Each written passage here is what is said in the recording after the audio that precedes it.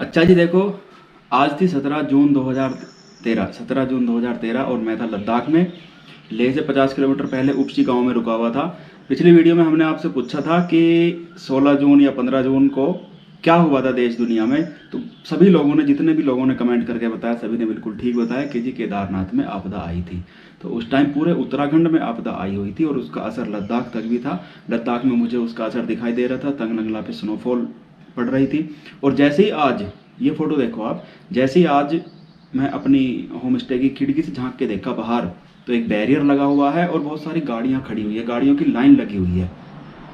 मैं पता किया यार ये क्या बात है, तो बताया कि आगे तंगलंगला बंद है। तंगलंगला पे इतनी सारी स्नो पड़ गई है रात रात में, 16 तारीख की रात को, कि रास्ता ही बंद हो गया है और पूरे ट्रैफिक को यहाँ पे उपशी में उन्होंने रोक रखा था, मनाली जाने वाले ट्रैफिक को।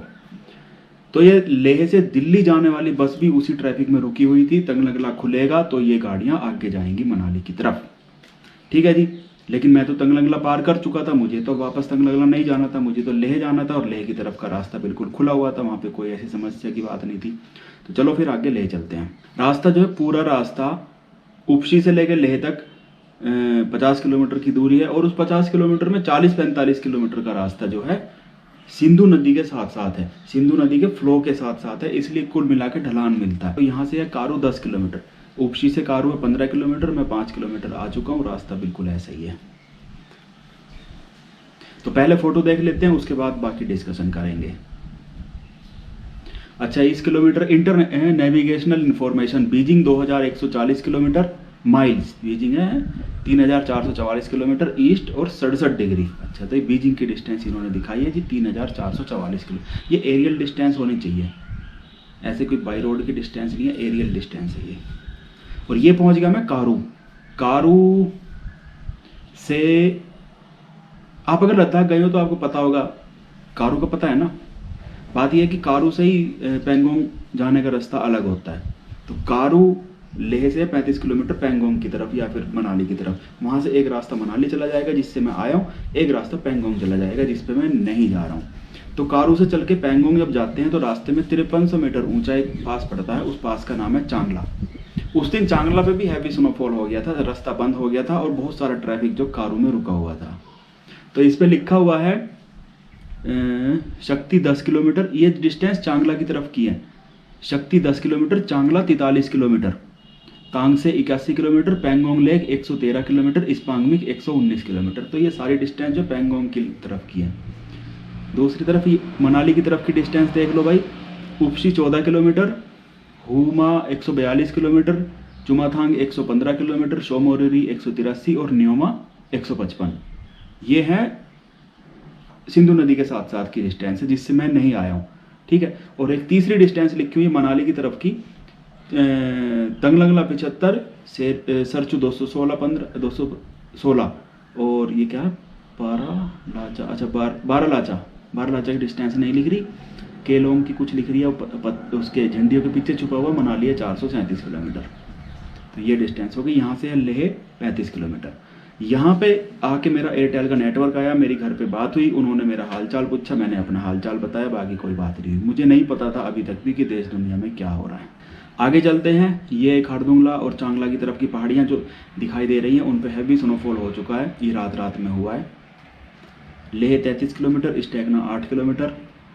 तेजी से आगे चलते हैं। Be mister late then late mister. अच्छा कि भाई धीरे धीरे चलो नहीं तो मरमरा जाओगे, इसका मतलब ये है। तो लेह की तरफ चल रहे हैं, जा रहे हैं, अच्छे अच्छे नज़ारे देखते जा रहे हैं। सिंधु नदी साथ साथ चलती है। आगे बढ़ो। ये एक मोनेस्ट्री है, इस मोनेस्ट्री को बोलते हैं स्टेगना मोनेस्ट्री। स्टेगना गांव में है ना, तो ये स्टेगना मोनेस्ट्री हुई और ये है सिंधु नदी। वो जो दूर दिख रही है ऊपर मोनेस्ट्री है, वो है ठीक से मोनेस्ट्री। तो मेरा इरादा था ठीक से मोनेस्ट्री जाने का, लेकिन मुझे 12-13 दिन हो चुके थे साइकिल चलाते हुए, भूख लगी हुई थी, मैं कुछ अच्छा चटपटा सा खाना चाहता था, मैं किसी रजाई में घुस के बहुत बढ़िया नींद खींचना चाहता था, और सबसे बड़ी बात, मैं जल्दी से जल्दी अब इस ट्रिप को ख़त्म कर देना चाहता था। 12-13 दिन से मैं थक चुका था, बोर हो चुका था। मेरी इच्छा खारदुंगला पास जाने की भी थी शुरू में, ट्रिप शुरू करने से पहले, कि यार मुझे खारदुंगला पास भी जाना, ऐसा मैंने प्लान कर रखा था। लेकिन आज मैं बिल्कुल भी खारदुंगला के बारे में नहीं सोच रहा था, मैं सोच रहा था बस जल्दी से जल्दी ट्रिप खत्म हो जाए, नहीं जाना मुझे खारदुंगला भी। 40 किलोमीटर है लेह से खारदुंगला, और ऊँच चढ़ाई है 2000 मीटर। 2000 मीटर कहाँ हो रही है मुझसे एक दिन में, 1000 मीटर भी यहाँ तो पार करनी मुश्किल हो रही थी। तो ये है भाई, हरियाली बहुत अच्छी खासी है। ये हरियाली का फोटो आप देख लो लद्दाख में।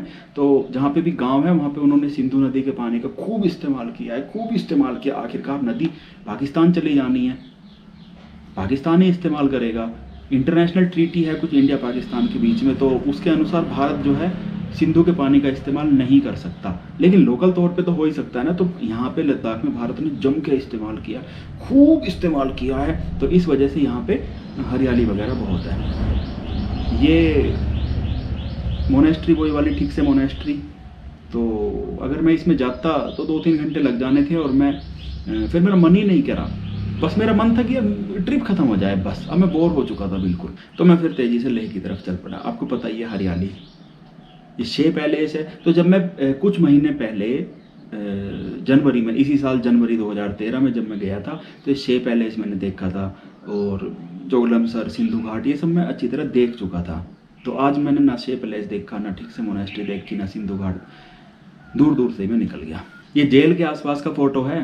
तो जब मैं यहाँ पे पहुंचा तो मेरी यादें ताज़ा होगी। आपको पता होगा जब मैं चादर ट्रैक के टाइम पे लद्दाख गया था, तो मैं जो था जेल में ही जाके रुका था। मेरा एक रिलेटिव जेल में ड्यूटी लगी हुई थी उनकी सीआरपीएफ में, तो मैं वहीं पे जाके रुका हुआ था। लेकिन वहाँ से जो ये नज़ारे वगैरह दिखते हैं ना, ये स्टोक रेंज है, और इन्हीं रेंज में स्टोक कांगड़ी है कहीं पे 6100 मीटर की हाइट पे। स्टोक कांगड़ी का नाम आपने सुना होगा ना, नहीं सुना है तो गूगल में एक बार सर्च करके देख लेना। और ये लिखा वेलकम, वेलकम टू लेह।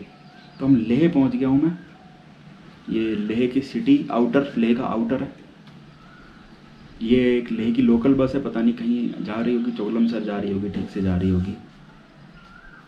ये लेह के कहीं मेन चौक पे हाँ, ये लेह का फिर मेन गेट है ये। और तो आज के ट्रिप के मेरे पास इतने ही फ़ोटो हैं। मैं लेह पहुंच गया, 500 रुपये में एक कमरा मिल गया मुझे एक होम स्टे में, और मैंने साइकिल वहीं पे खड़ी करके, ठीक है। एक सरदार जी की दुकान थी, वो समोसे वगैरह बनाता था। ये मैं सर्दियों में देख चुका था जनवरी में जब मैं आया था। तो इस बार भी, आज भी मैं उस सरदार जी के यहाँ समोसे या कुछ चाट पापड़ी टाइप का कुछ खाना चाहता था। पता चला कि यार वो सरदार जी, पता नहीं दुकान बंद थी शायद उनकी। चलो खैर कोई बात नहीं, मैं लेह पहुंच गया हूं, और मेरी यात्रा पूरी हो गई थी। 13 दिन लगे मुझे मनाली से लेह पहुंचने में। तो आप सभी ने हमारी पूरी सीरीज़ देखी, बहुत बढ़िया। तो खारदुंगला जाने का इरादा था, वो मैंने कैंसिल कर दिया, और अब मैं इस ट्रिप को जल्दी से जल्दी ख़त्म करना चाहता था। आज का यही था। तो यहाँ पे मेरा एयरटेल आया, घर पे विस्तार से बात हुई। घर वाले बहुत परेशान थे कि यार टीवी में, न्यूज़ में हर तरफ केदारनाथ केदारनाथ, बादल फट रहे हैं और तू हिमालय में जा रहा है, हिमालय में बादल फट रहे हैं, तू हिमालय में जा रहा है, हज़ारों लोग मर रहे हैं, तू भी मरेगा। तो मतलब इस टाइप की बातें बहुत डांटा उन्होंने मुझे, घर वालों ने। तो भाई मैंने समझाया कि जी यहाँ पे ऐसा ज़्यादा नहीं होता, थोड़ा बहुत स्नोफॉल हुआ, ज़्यादा नहीं हुआ। लेकिन भाई वो भी घर से बाहर नहीं निकले कभी, उन्हें भी घर के बाहर के हालात का नहीं पता है। तो उनकी नज़र में तो भाई हिमालय में बादल फट रहे हैं, नीरज भी हिमालय में गया है तो वो भी मर गया होगा। तो इस तरह की बात हुई, बहुत डांटा उन्होंने। वहाँ से थोड़ा सा मेरा मूड ख़राब हुआ। फिर मैंने टीवी चला के देखा, कमरे में टीवी लगा हुआ था, मैं न्यूज़ कभी नहीं देखता हूँ। तो कमरे में टीवी लगा हुआ, न्यूज़ चला के देखी तो खबरें आ रही थी कि केदारनाथ में जल प्रलय, केदारनाथ में बादल फटा, इतने हजार लोग मरे। अब मैं भरोसा नहीं करता न्यूज़ वालों पे बिल्कुल भी कि यार ठीक है बादल फट गए होंगे, लेकिन यार ऐसा थोड़ी हो सकता है, जैसा ये लोग दिखा रहे हैं ऐसा थोड़ी हो सकता है, जैसा ये लोग दिखा रहे हैं भाई इतनी बर्बादी थोड़ी हो सकती है। ऐसा मुझे विचार आया एकदम। मैं न्यूज़ पे भरोसा नहीं करता हूँ, आज भी नहीं करता हूँ, लेकिन उस टाइम जब मैंने देखा यार इतनी बर्बादी दिखा रहे हैं ये लोग, इतने हजार लोग मर गए, इतने हजार लोग बह गए केदारनाथ में, केदारनाथ पे ही बादल फट गया, पूरा रामबाड़ा खत्म हो गया, पूरा केदारनाथ की जो टाउनशिप थी वो सब खत्म हो गई। तो मुझे उस बात पे बिल्कुल भरोसा ही नहीं हुआ कि यार न्यूज़ वाले बड़ा चढ़ा के दिखा रहे हैं, रस्सी का सांप बना के दिखा रहे हैं, ऐसा थोड़ी होता है, ऐसा होता ही नहीं है। तो मुझे ये तो भरोसा था कि यार कुछ नुकसान हुआ है, भाई बता रहे हैं तो कुछ ना कुछ हुआ है, लेकिन यार ये लोग बड़ा चढ़ा के बता रहे हैं, ऐसा मुझे लगा। वो तो मुझे फिर दिल्ली जाके हालात देखे, समाचार, टीवी, हर तरफ हालात देखे, अखबार पढ़े, तब मुझे भरोसा हुआ वे तुम्हारी का ये क्या हो गया केदारनाथ में। तो चलो खैर, जो होना था वो तो देखो हो चुका है, उसको तो कोई रोक नहीं सकते। रामबाड़ा मेरा देखा हुआ था, मैं 2 साल पहले ही मैं पैदल केदारनाथ गया था सीजन शुरू होने से पहले, कपाट खुलने से पहले। उस टाइम मैंने रामबाड़ा देखा था। रामबाड़ा में बहुत सारे दुकानें, बहुत सारे होटल वगैरह हुआ करते थे, सब खत्म, एकदम वॉश आउट। केदारनाथ पे केवल एक मंदिर बचा था, बाकी सब खत्म हो गया। यार कितनी बड़ी टाउनशिप थी केदारनाथ की। चलो खैर छोड़ो। तो हमारी आज की यात्रा इतनी थी। 50 किलोमीटर मैंने साइकिल चलाई, जिसमें से ज़्यादातर प्लेन में ही चलाई। तो ऐसी कोई दिक्कत की बात नहीं हुई। शाम को आराम से खाया पिया और सो गया। तो कुछ दोस्तों ने सवाल किए हैं, मैं उन सवालों के जवाब दे देता हूँ। एक दोस्त पूछ रहे हैं कि साइकिल के लद्दाख जाने के लिए आज के समय में कोई परमिशन लेनी होती है क्या? सर देखिए, परमिशन चाहे साइकिल हो या कुछ भी हो, नहीं, साइकिल की तो परमिशन नहीं लेनी पड़ती, लेकिन गाड़ियों की और मोटरसाइकिल की रोहतांग चढ़ने के लिए, अगर आप मनाली की तरफ से आ रहे हो तो रोहतांग चढ़ने के लिए परमिशन लेनी पड़ती है।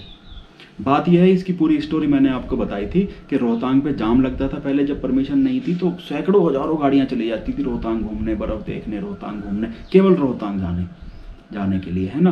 तो उससे फिर वो जाम लगने लगा। तो उससे फिर परेशान होकर प्रशासन ने, एनजीटी ने डिसीजन लिया कि भाई लिमिटेड गाड़ियां जाएंगी। अब जब लिमिटेड गाड़ियां जाएंगी तो उन लिमिटेड गाड़ियों को परमिशन मिलेगी।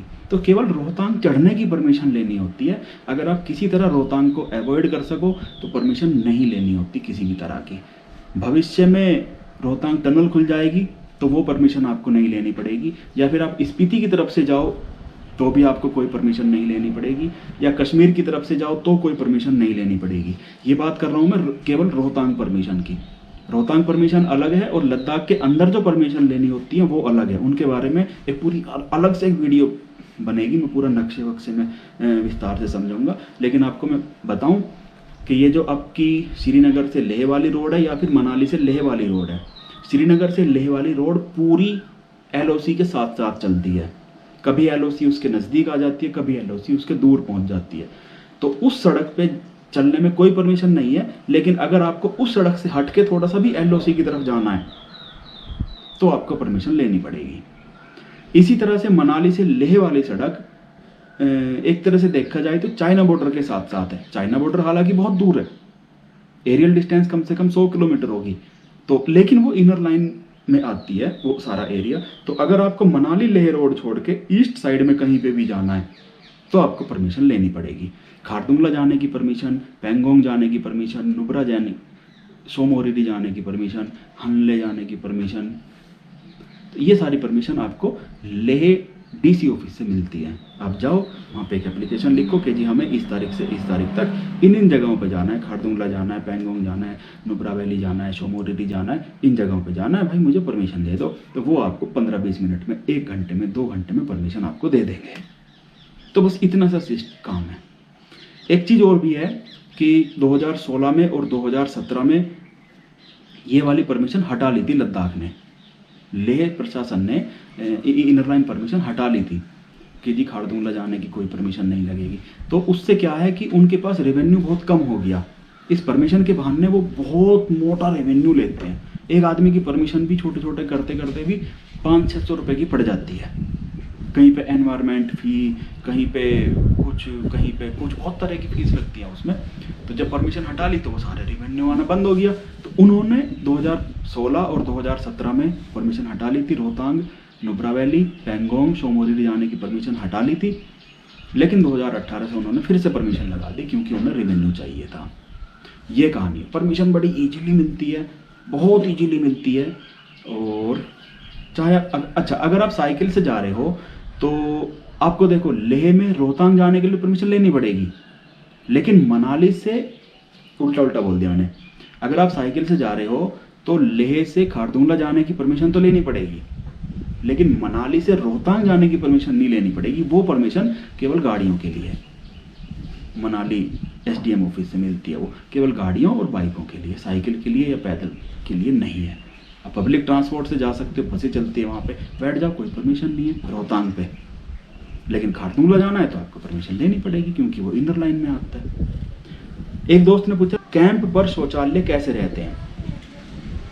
कैंप पे शौचालय नॉर्मल एकदम देसी तरीके के रहेंगे, या तो उनके लोकल पिट टॉयलेट रहेंगे, या फिर बिल्कुल देसी तरीके के। अब कोई परमानेंट ठिकाना तो है नहीं वहाँ का, तो वो भी बिल्कुल सिंपल एकदम, जो मतलब कि बिल्कुल सिंपल से सिंपल चीज़ हो सकती है उस तरह से मिलेगा आपको कैंप पे भी शौचालय।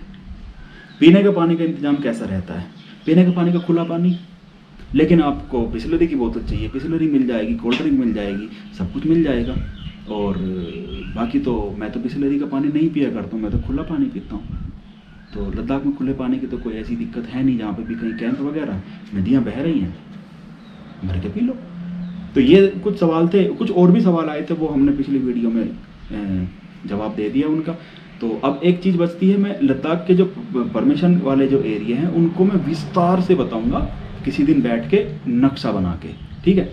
तो आज की कहानी ये हुई, मैं उपसी से चला 50 किलोमीटर, लेह पहुंच के जाके रुक गया। यात्रा में 13 दिन लगे। कल से मैं फिर श्रीनगर की तरफ साइकिल चलानी शुरू कर दूंगा। अब आप सोच रहे होंगे कि अगर मैं बोर हो गया था तो और यात्रा जल्दी से जल्दी ख़त्म करना चाहता था तो लेह से ही फ़्लाइट पकड़ के क्यों नहीं आ गया? भाई खर्चा भी देखना होता है। लेह से फ़्लाइट पकड़ सकता था मैं, साइकिल का खर्चा और बहुत सारा सामान भी था मेरे पास, जो मैक्सिमम लिमिट होती है फ़्लाइट की, उसे क्रॉस करता तो 10-15 हज़ार कम से कम खर्चा लगना था। क्यों करना है इतना खर्चा? कितने दिन साइकिल चलाई है, छुट्टियाँ मेरी बची हुई हैं, कुछ दिन और साइकिल चला लूँगा। तो चलिए आज की वीडियो यहीं पे ख़त्म करते हैं, और अगली वीडियो में हम आपको श्रीनगर की तरफ लेके चलेंगे। Bye bye.